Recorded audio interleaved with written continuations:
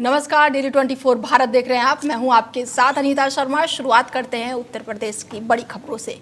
वाराणसी में एक भव्य आयोजन के दौरान प्रधानमंत्री नरेंद्र मोदी ने बनारस खजुराहो वंदे भारत एक्सप्रेस में बच्चों से बातचीत की और उनके उत्साह को साझा किया।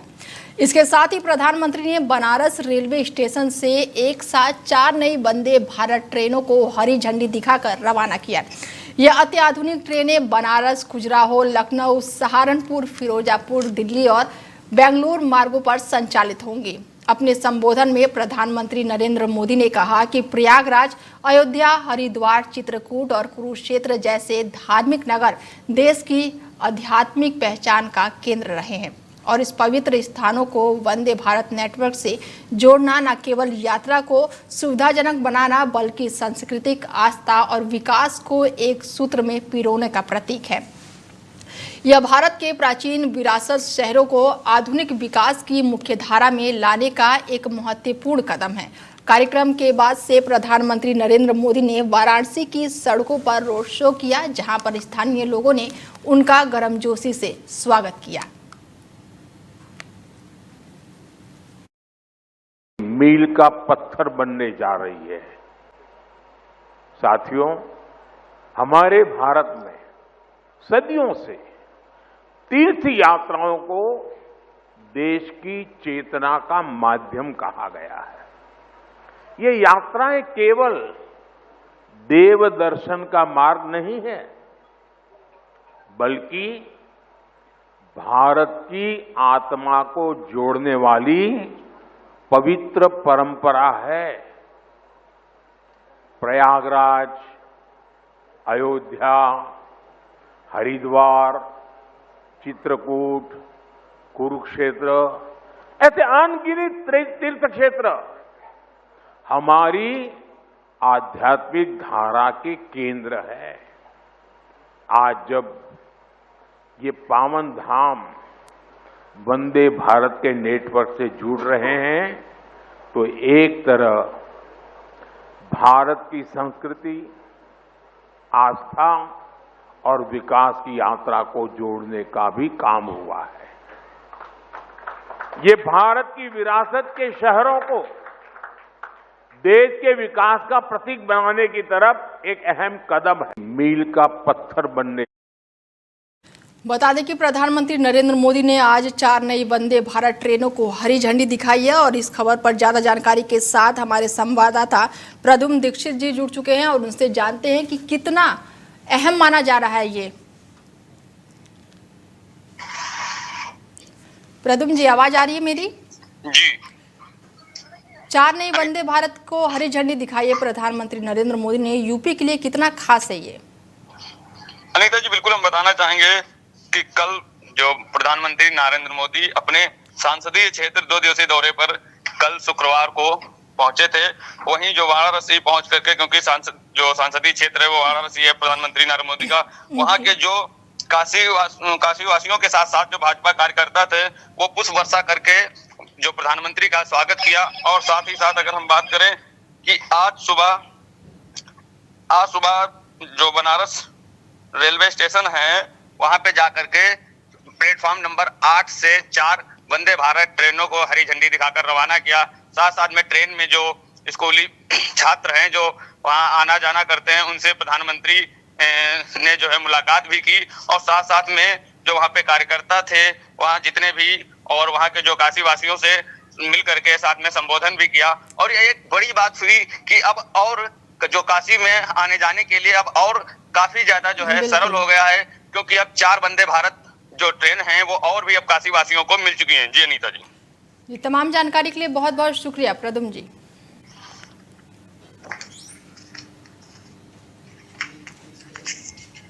बता दें कि प्रधानमंत्री नरेंद्र मोदी ने आज 4 वंदे भारत ट्रेनों को हरी झंडी दिखाई और इस दौरान कई मायने में ये यूपी के लिए भी बेहद खास मानी जा रही है। 2 दिवसीय दौरे पर थे प्रधानमंत्री नरेंद्र मोदी और इस दौरान उन्होंने यूपी से कई सौगातें दी है। 4 नई वंदे भारत ट्रेनों को हरी झंडी दिखाया है।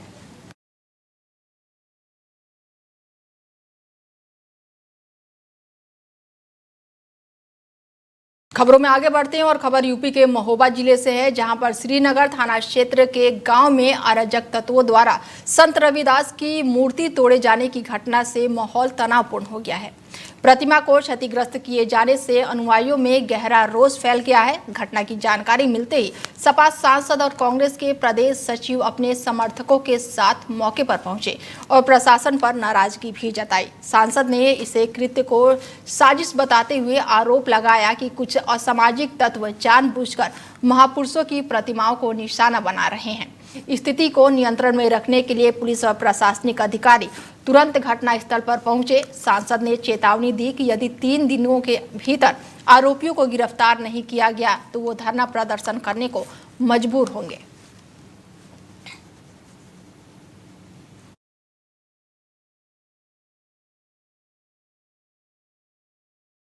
बलिया जिले के सिकंदरपुर थाना क्षेत्र के काजीपुर गांव में 2 विपक्षों के बीच हुई मारपीट के बाद से पुलिस द्वारा कथित तौर पर सिर्फ एक ही पक्ष पर कार्रवाई करने से ग्रामीणों में नाराजगी फैल गई। गांव में लोग ये सवाल उठा रहे हैं कि झगड़ा जब दोनों पक्षों के बीच हुआ था तो पुलिस ने कार्रवाई एक तरफा क्यों की।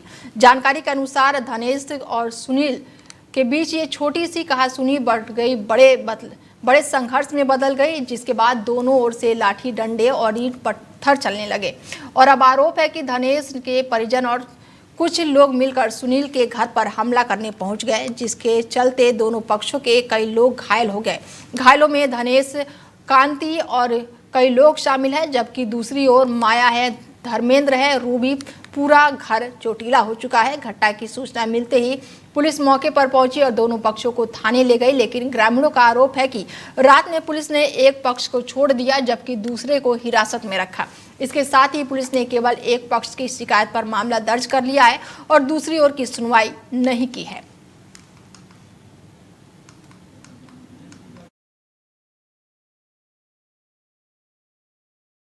खबरों में आगे बढ़ते हैं और खबर यूपी के बलिया से है, जहां एक युवक द्वारा खुद को आईपीएस अधिकारी बताकर युवती को धोखा देने का मामला सामने आया है।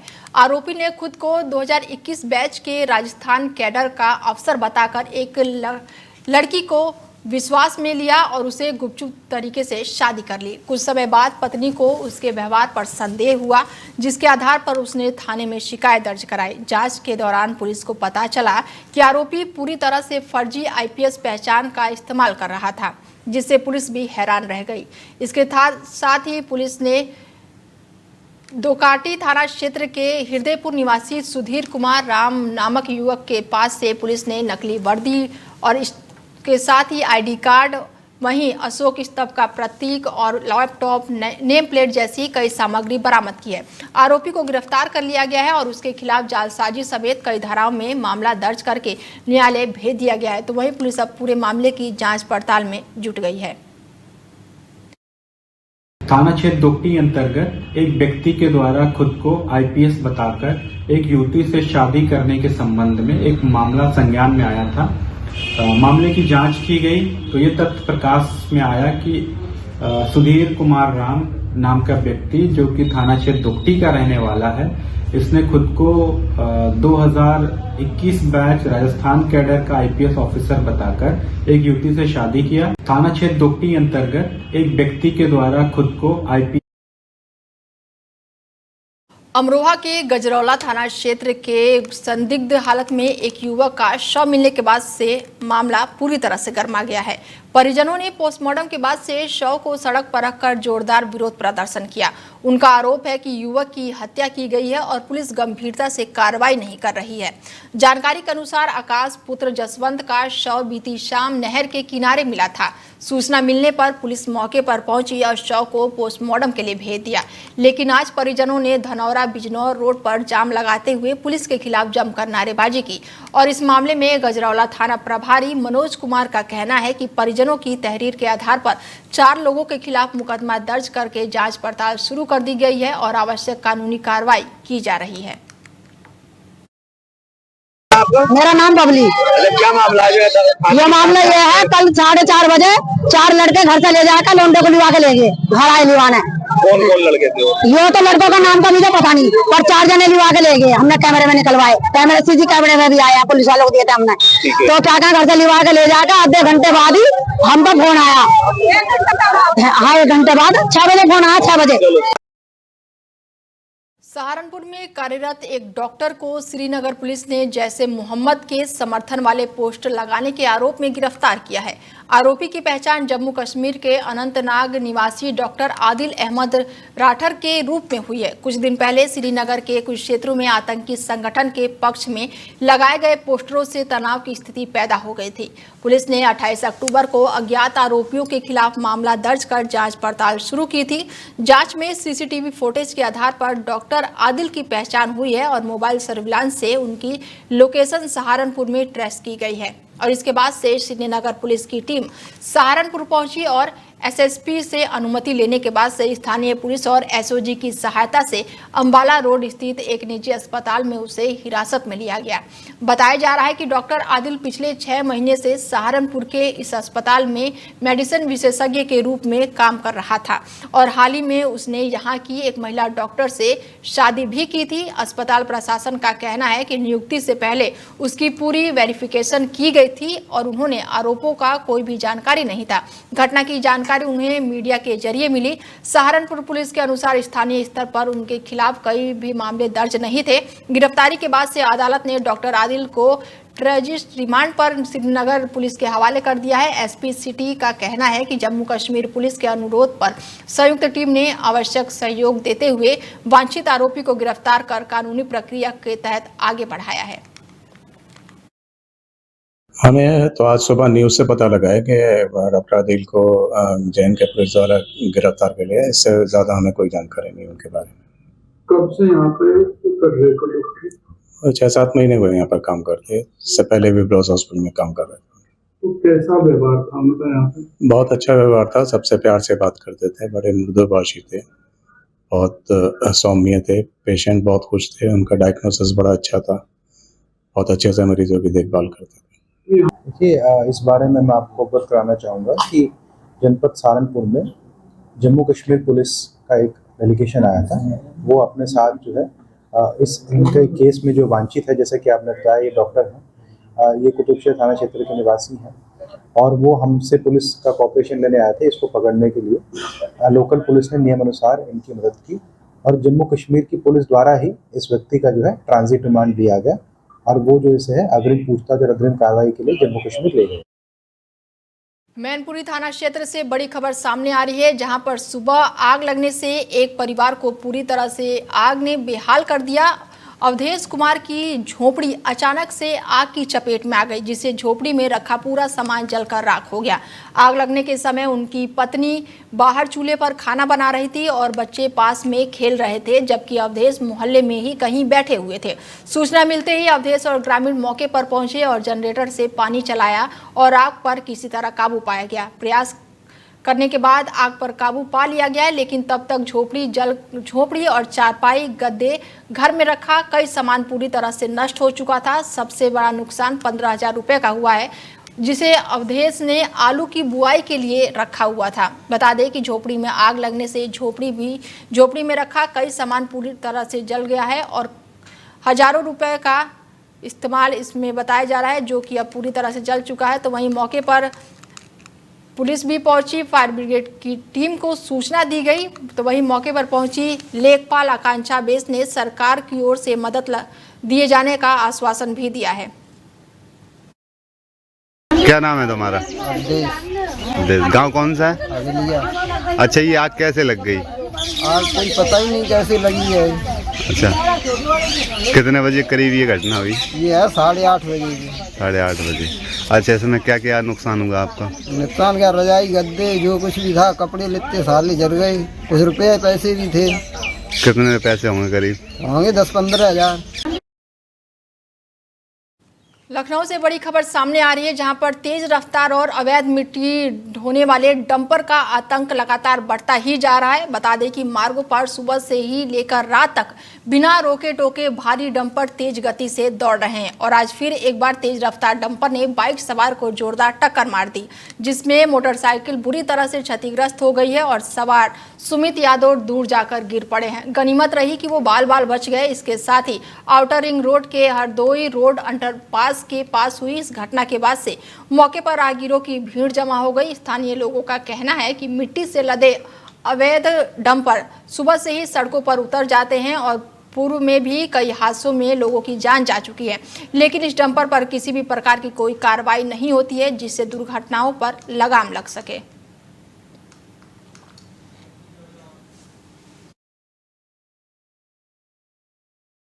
यमुना एक्सप्रेसवे औद्योगिक विकास प्राधिकरण ने भूखंड मालिकों को बड़ी राहत देते हुए अपने बैठक में बड़ा योजना बनाया है। इसके साथ ही उन्होंने इस योजना के तहत आवंटित जिन्होंने निर्धारित समय पर किस्तें जमा नहीं की है, अब वो बिना किसी पेनल्टी के केवल ब्याज सहित बकाया राशि चुका सकेंगे और ये योजना 1 दिसंबर 2025 से 28 फरवरी 2026 तक प्रभावित रहेगी। हालांकि टाउनशिप और ग्रुप हाउसिंग प्रोजेक्ट इस योजना के दायरे से बाहर रहेंगे, जबकि फ्लैट और साथ ही मिश्रित भूमि उपयोग 25 और 250 एकड़ के प्रोजेक्ट और 7% आबादी वाले फ्लैट धारकों की सुविधा के लाभ बताए गए हैं। बैठक में बताया गया है कि इस क्षेत्र में 29 गाँव में कुल 6,260 भूखंड आवंटित हैं, जिसमें से 4,171 भूखंड विकसित किए जा चुके हैं। इसके साथ ही भवन निर्माण के लिए 31 दिसंबर 2026 तक बिना किसी शुल्क के छूट भी उपलब्ध की गई है।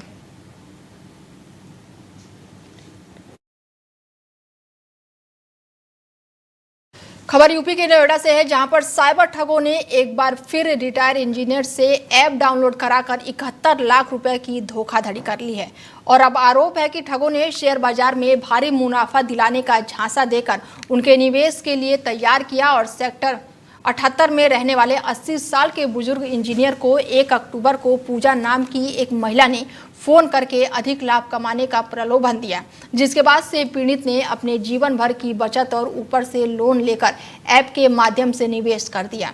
जब उन्होंने धोखाधड़ी का उन्हें एहसास हुआ तो उन्होंने साइबर क्राइम थाने में रिपोर्ट दर्ज कराई और अब साइबर क्राइम टीम उस बैंक खाते की जांच कर रही है जिसमें ये पूरी रकम ट्रांसफर की गई थी।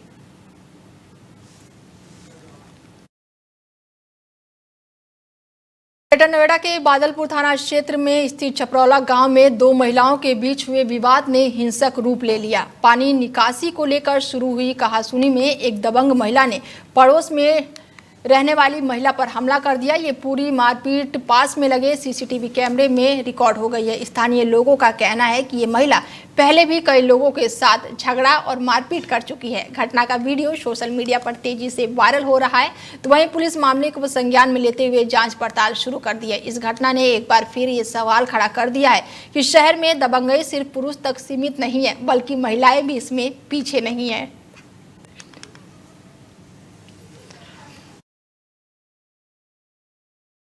खबर यूपी के पीलीभीत से है, जहां पर पूरनपुर कोतवाली क्षेत्र के गांव में पति पत्नी के बीच हुए विवाद ने भयावह रूप ले लिया, जहां पर पति ने लकड़ी की पटरी से हमला कर अपनी पत्नी की जान ले ली। लगातार पीटने से महिला की मौके पर ही मौत हो गई, जिससे इलाके में सनसनी फैल गई।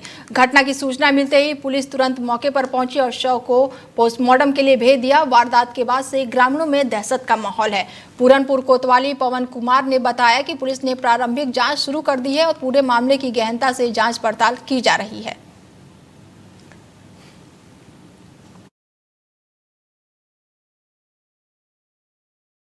पीलीभीत के पूरनपुर क्षेत्र में जिला खरीद अधिकारी और एडीएम रितु पुनिया ने मंडी समिति के धान क्रय केंद्रों का निरीक्षण किया। किसानों द्वारा धान की तौल न होने की शिकायतों पर एडीएम स्वयं विभिन्न केंद्रों पर पहुंची और मौके पर ही धान खरीद की प्रक्रिया करवाई। उन्होंने एक किसान का धान खरीद का पूरा कार्य अपने सामने करवाया। राइस मिलों के संबंध में होने वाले धान उठाए में हो रही देरी के मामले में एडीएम ने एसडीएम न्यायिक हेमंत कुमार चौधरी, डिप्टी आरएसओ और साथ ही अन्य अधिकारियों को स्टॉक सुरक्षित रखने के निर्देश दिए।